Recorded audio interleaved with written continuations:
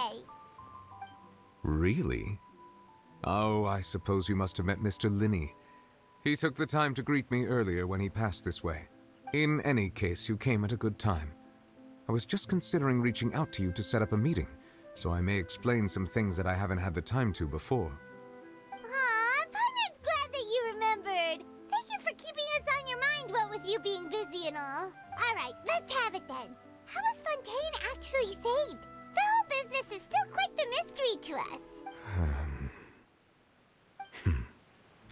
It is strange how words can often leave a bitter taste in the mouth when it finally comes time to say them out loud.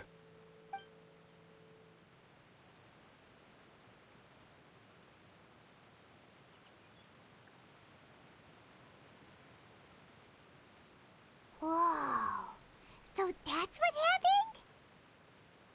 Focalor destroyed the divine throne of the Hydro Archon and restored your power to you, transforming you into a fully fledged elemental dragon sovereign. But Paimon still doesn't quite get what you... For me, the authority of the ancient dragons refers to absolute control over the hydro element. Fontanians were incomplete humans born of Egeria's use of the power of the primordial sea, with constitutions similar to that of mimics.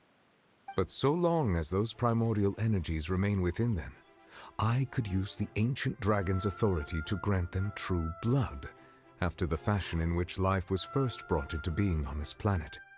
In other words, when I gave my verdict, Fontanians became true humans, and thus would naturally no longer be dissolved by water from the primordial sea. Focalor must have counted on you to make that decision as well. Your verdict was the key to making the prophecy appear to have come true while saving everyone. Yeah, and in a manner of speaking, Focalor finally managed to fulfill the original Hydro Archon's wish to turn Oceanids into real people too! It seems from your expressions that you still have more things you wish to ask. Ask away. I will tell you the truth as I know it. I have investigated his case along many avenues, and I have learned that he once fell into an unknown chasm when he was young. There, by chance, he awakened the all-devouring narwhal. But whether it be by sentiment or reason, that should not have been enough to consider him the root cause of the disaster. At most, he would have had tangential liability. As for the judgment passed by the Oratrice during the trial, whether it was due to that liability by association or Focalor deliberately using him to buy time for us on the assumption that he would be able to hold the creature off, I cannot say. Guess Focalor had Fontanians in mind the whole time. In the end, it was thanks to her that they finally became real humans. Hang on a second. Paimon suddenly got another question. Back when Fontanians hadn't yet become real humans, were the children they had also transformed Oceanids? Life has always flowed like water.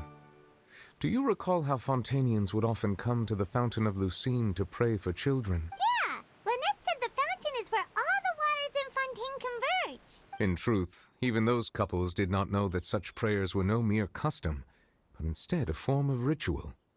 Those Oceanids who were blessed within the spring water would later descend as new humans in the coming months. Paimon sorta gets it now. Either way, it seems like this ritual won't be of any further use, but it'll probably live on as a local custom. Ask away. I will tell you the truth as I know it. Yeah, about that. Risley said Farina has already left. What's that all about? Ah, Lady Farina. The people are only aware that her death sentence has not been carried out. She abdicated the post of Hydro Archon and left affairs related to that title to me, before leaving the Opera House. I related Focalor's words to her faithfully and completely. After hearing them, she seemed neither saddened nor comforted. She simply said that she was tired and needed to rest. Having said that, she then packed her things and moved out of the Opera House, not unlike how an ordinary person might. But she's still got a place to stay, right? You need not worry. I will make arrangements to ensure that she will not want for food, clothing, board, or travel. In truth, I am somewhat happy for her. The wear and tear on her spirit will, of course, take time to heal. But now that she no longer has to play the role of Focalor the Hydro Archon, she can finally lay down her burdens and lead a normal life. What about you then? What are your plans now that you've regained your full powers as the Hydro Dragon? After Focalor passed on, the Oratrice also ceased to function. This matter will directly affect our trials. After much careful consideration, I've decided to take over its role in our courts. From now on, I shall hear cases and pass verdicts by myself. Looks like you're still considering stuff from the perspective of the Udex, huh? As an elemental dragon, there are indeed many things that I must do. But this power and this duty, in a manner of speaking, you could say that both were granted to me. As such, before I attend to my other responsibilities, I must first and foremost continue to serve Fontaine as its highest judge. The duty of the Hydro Sovereign and the duty of the Udex shall coexist within my person. Additionally, the Hydro Archon's departure has brought about another problem, which is that the Opera House shall no longer produce indemnitium. That's true. That power was derived from the people's faith in the Hydro Archon, wasn't it? Wait, but the various mechs and machines in the city are all still okay. Where are they getting their energy from? As I am now, I have full command over New Musia, and it can serve as a complete substitute. Another reason why I cannot quite leave Fontaine immediately. Wow. This ancient dragon's authority stuff is really quite useful, huh? Ask away. I will tell you the truth as I know it. Oh, that's right! They say you've given it to the knave as a diplomatic gift or something! Leaving aside their intentionality, the two Fatui Harbingers have indeed done much for us during this crisis. Their sole remaining goal in Fontaine, at least at this point, would seem to be the Gnosis. The Oratrice has ceased to function. The Hydro Archon's divine throne is now no more, and I do not need the Gnosis's power. As such, it has lost all meaning for Fontaine. If the Fatui have impure designs, then we might as well accede to their request now, and avoid unnecessary conflict. What complicated considerations? Paimon thought you were just giving it to them out of gratitude to the knave and as an apology to Childe. Ask away.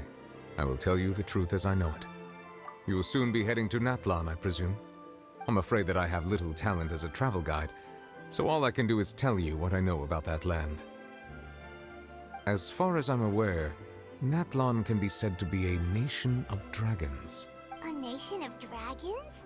You mean like you? No, I suspect that I would not find myself welcome there. Unlike ancient dragons such as myself, the dragons of Natlan have undergone long years of development and evolution. Large numbers of them have entered a form of coexistence with humanity. Natlan is also the nation of war. War ravages those lands like an undying flame. There is one other piece of information I got incidentally from my negotiations with the knave that I believe may be useful to you. The Harbinger known as the Captain has thrown his hat into the endless ring of war. The Captain. Sounds like a real tough customer. Seriously, everywhere you look, there's a Fatui Harbinger doing their thing. I suggest that you fully prepare yourself before going to Natlan. In the meantime, Fontaine's doors will always be open to you. Ask away. I will tell you the truth as I know it. Hang on a sec. Paimon's still got a question about the Gnosis. When we spoke to Linny earlier, he mentioned that your attitude towards giving away the Gnosis had clearly changed.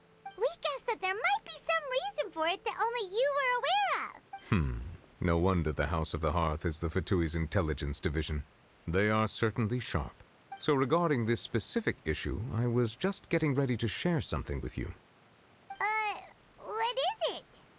In truth, I exchanged some further words with that lady named Skirk after sending you two back to the surface. It went something like this.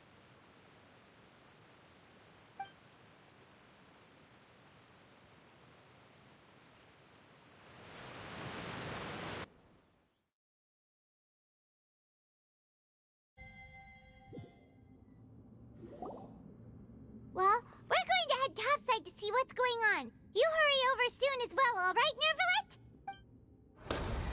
Whoa! What next? The all-devouring narwhal isn't here, so I'm no longer getting any interference. I can finally catch the scent of your power, what it's made of. It is the authority of the planet's primordial dragons, but with something very similar to a god's curse mixed in. It's quite a novel blend. I'm sure I've encountered something like this before. What was it again? I do not know what you speak of. Ah, of course. How could I forget? You should have the remains of the third Descender on your person, yes? Remains? things. I've never heard of any such thing. Huh. According to your parlance, I believe it may be called a gnosis. Well, that much is true. After Focalor's divinity faded, she handed her gnosis to me. But I fear I have never heard of it described in the manner that you just did. I've been training with my master, the Foul, ever since I was young, and I have never returned to the surface since. So most of the information I possess, I got from him. It is only natural for those who are greater than humanity to possess a different sort of common sense, which is why there are so many problems in our attempts to communicate with humans. Regardless, you should probably get rid of objects of misfortune to prevent any disasters from befalling you. To live in itself is a blessing. But once a person dies, the bonds he once had with this world shall all turn to curses. What do you mean by that? No need to fret. These are just my personal thoughts, and my reason for no longer wishing to return to the surface. This third descender you refer to, who are they? And when did they die? Master never mentioned them to me. Perhaps it just wasn't that important for me to know. If you're interested, though, I could ask him. I'll be sure to pass the answer on to you next time. Next time? You believe we will meet again? I do. Wait. I have a disciple of my own, don't I? He can be the messenger then.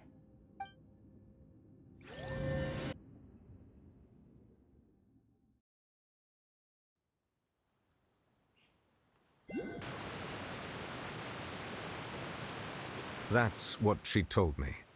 Whether it would prove useful or not, I wanted to pass that information on to you. The remains of the third descender? So that's what the Gnosis actually are.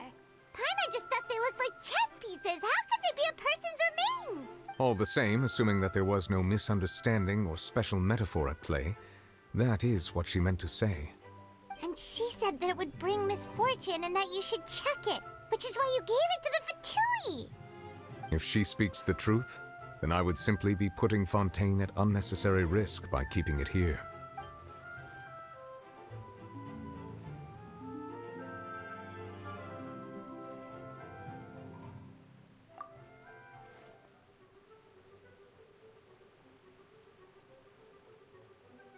I had guessed that you might already be familiar with this concept, but I did not expect you to be one of them.